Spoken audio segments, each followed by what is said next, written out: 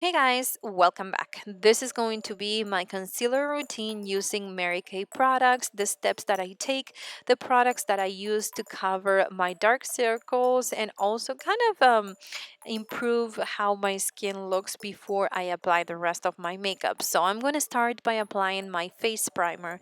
This is a very important step because this fills in the pores, it gets rid of all the texture that you may have, and it makes all the products kind of glide on your face and make it more of a perfected or more flawless looking skin. Then I'm going to take a little bit more of this primer and go side to side, applying it into my under eye area to help with the fine lines I have in that specific area of my face. Then I'm going to apply eye primer. If you don't use concealer on your lids, then you can skip this, but I find that when I apply the eyelid primer before the concealer, it doesn't crease at all. So even if you're applying eyeshadows or not, I think this is a very good step if you want more of a kind of even lid area. The next step is to cover the darkness on my skin, and I am a beige 6 at the moment. In the summer and I'm an beige 8, but the color deep beige in the concealer, the new concealer, it has like a orange undertone, so I'm going to apply it only over the areas that I have the darkest on my face. Then I'm going to take a brush like this one. This is by Luxie, and since it's not fluffy, what it's going to do is push the product into my face.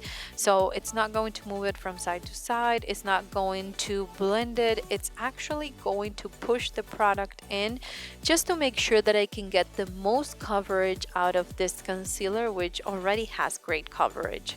Then I am going to blend it with a sponge. This is by Real Techniques, and this is what it's going to make sure that I don't have any excess product and that you can't really see a line wherever the concealer is and the rest of my skin.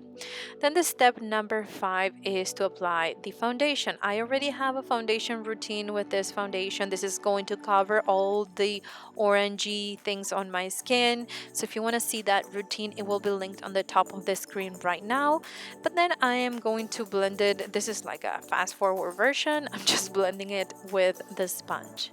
Step number 6, I'm going to highlight the under eye area and also the center of the face. This is the same concealer, but it's in the color light beige, and I'm going to apply it very generously wherever I want to highlight.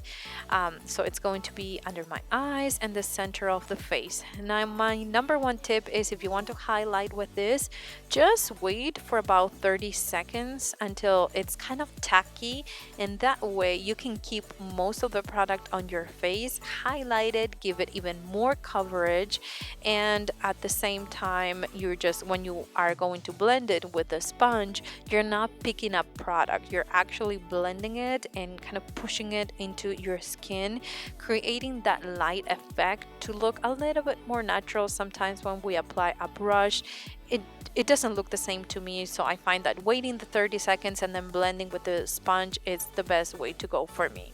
So finally, step number 7 is apply your powder. I'm going to use a lighter one under my eyes and the center of the face, and the other one, which is my skin color, in the rest of the face with a big powder fluffy brush, just to make sure that I set everything. It's not a must, but it does make a difference, and I feel like it gives even a flawless look. So that is my routine. I hope you enjoy it. Check out the description box for the products that I use, and I'll see you on my next video. Bye guys.